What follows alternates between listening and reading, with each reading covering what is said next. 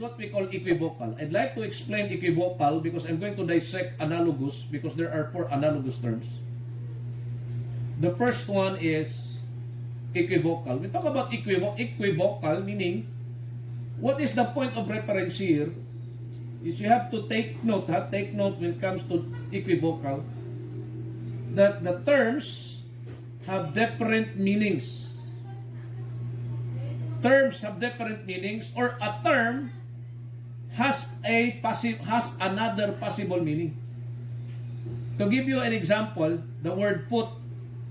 When you think of a foot is not univocal because it has a possible meaning and it can be applied to other objects.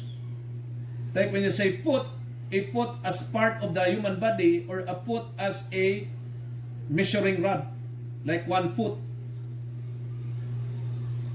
That's the idea of a foot. Like the word head. Head cannot be considered as univocal because a head would mean a leader or the president of an institution, or a head as part of the body. That's what makes it equivocal. For equivocal, there are 3 ways of looking at an equivocal in spelling and or in writing.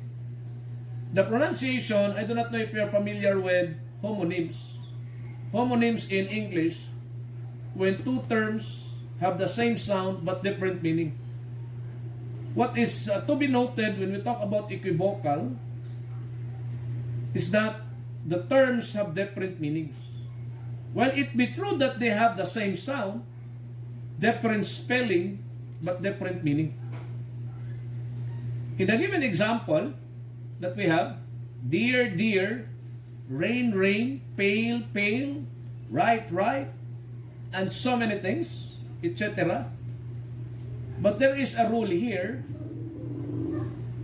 Terms are equivocal only when spoken, but if written, they become univocal terms. This is now the point of confusion. Sir, how come the terms are equivocal only when they are spoken, but the moment they are written, they become univocal terms?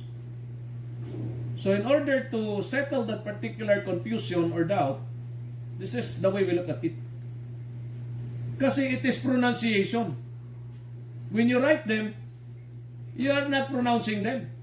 Because when we pronounce, we vocalize. The moment we write them as used in the discourse, provided that, let's say for example,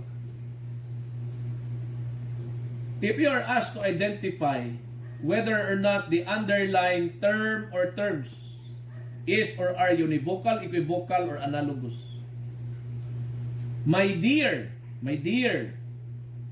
loves the deer. The underlying term there is dear. It becomes univocal. Or dear, it becomes univocal because it's written. Once the 2 terms are underlined, dear, dear, according to the rule, the 2 words may have the same sound or pronunciation, but they have different meanings, therefore they are univocal.